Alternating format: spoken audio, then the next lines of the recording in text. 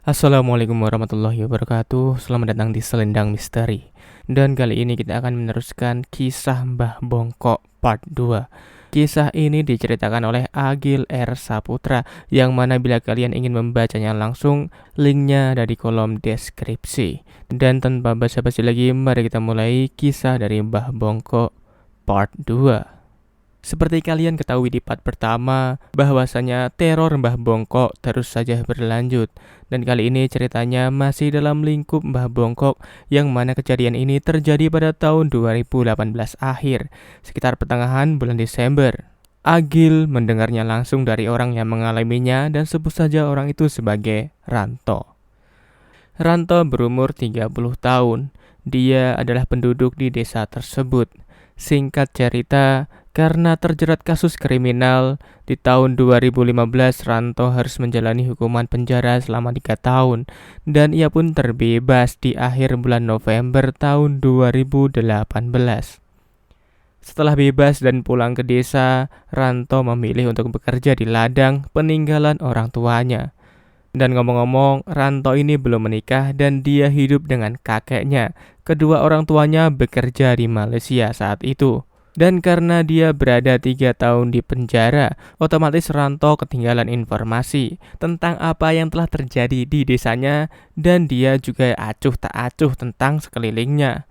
Walaupun Ranto bisa dibilang urakan, tapi dia mudah sekali iba dengan keadaan orang lain. Terbukti dia punya kedekatan emosional dengan Mbah Rusman alias Mbah Bongkok.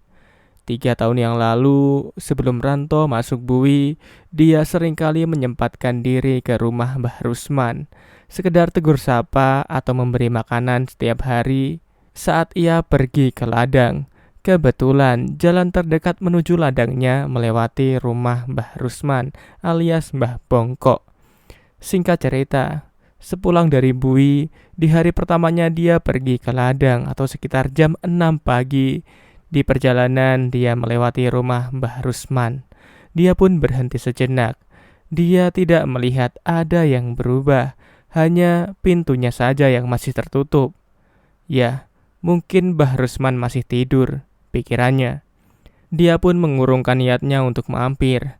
Mungkin nanti saja setelah ia pulang dari sawah, batinnya. Dia pun meneruskan perjalanannya dan jam 9 pagi dia terhenti karena perutnya mulai keroncongan. Dia pun berjalan pulang untuk sarapan. Ketika perjalanan pulang, dia melihat Mbah Bongkok sedang duduk-duduk kekaring alias berjemur di kursi rumah depannya. Karena lama tak bertemu, Ranto menyapa, "Mbah Rus, gimana kabarnya? Sehat kan?" Katanya sambil mendekati Mbah Rusman. Seperti orang pikun pada umumnya, Mbah Rus cuma mengerutkan dahi dan berkata, "Kamu siapa, nak?" Kata Mbah Rusman. Otomatis Ranto pun menjawab, "Saya Ranto, Mbah." Kata Ranto sambil memajukan tangannya untuk berjabat tangan. Ranto pun mengulangi kalimatnya sambil menjabat tangan. "Gimana Mbah kabarnya, Mbah? Udah lama ya gak ketemu. Sehat kan, Mbah?" Kata Ranto. Sosok itu menjawab, "Iya begini ini, nak. Menerima kenyataan saja." Kata sosok itu. "Beneran sehat, Mbah?" Ranto bertanya lagi. "Kok tangannya dingin sekali, Mbah?" Kata Ranto meneruskan. Dan tiba-tiba sosok itu menjawab, "Dah, dah, dah, dah. Kenapa kamu ini?" Kata Mbah Bongkok sambil menepis tangan Ranto.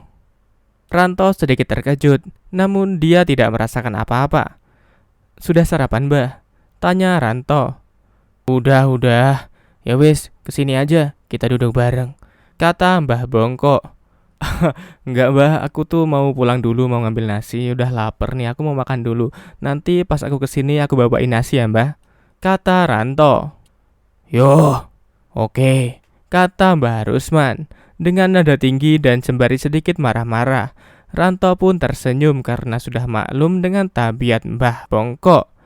Ranto pun bergegas pulang untuk sarapan. Setelah itu dia ingat Mbah Rusman. Dibawakannya ketela rebus, nasi, sayur, kopi, dan gula untuk Mbah Rusman.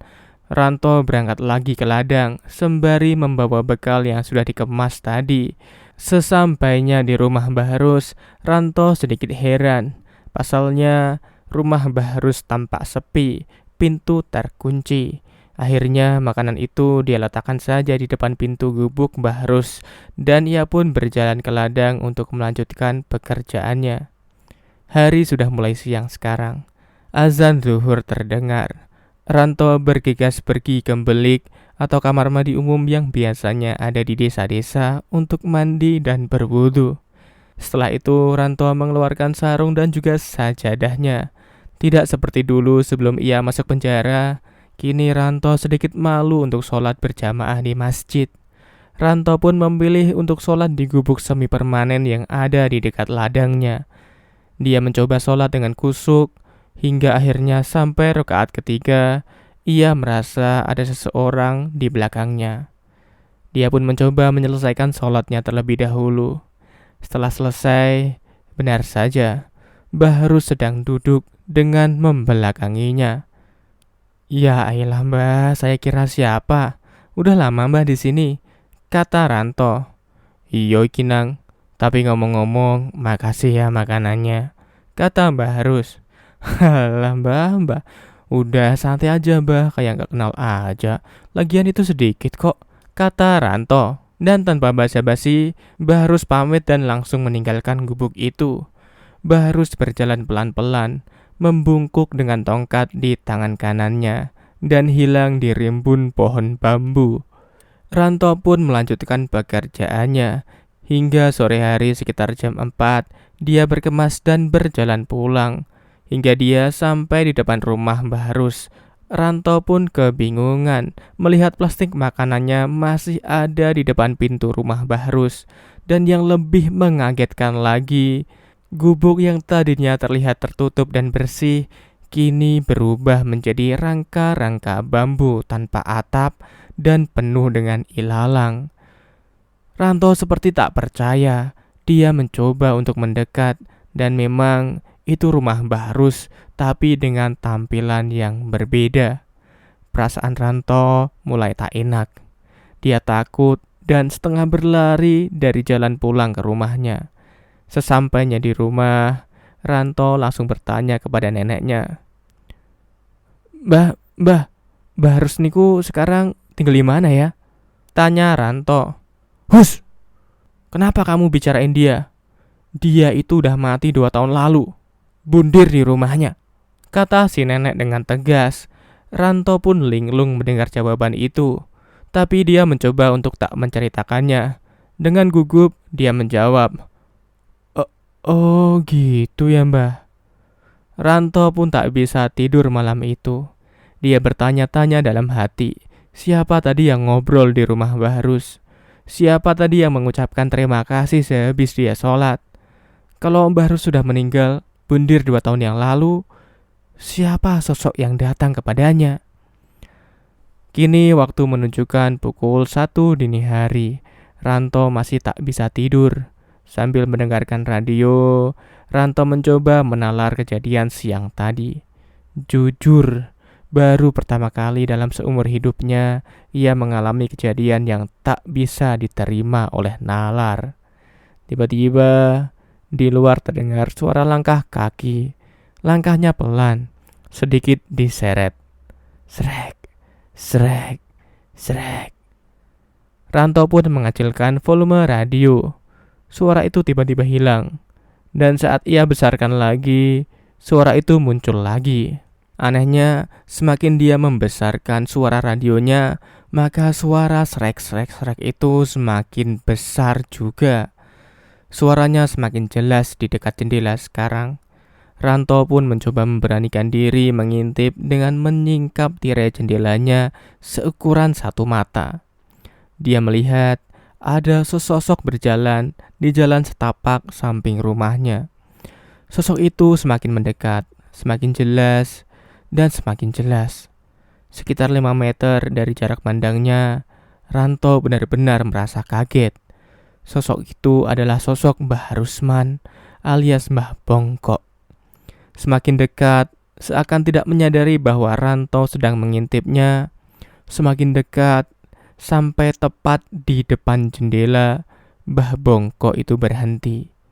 Seakan dia tahu bahwa ada Ranto di balik jendela, sosok itu menoleh, melebarkan matanya dengan senyum menyeringai, sangat menakutkan.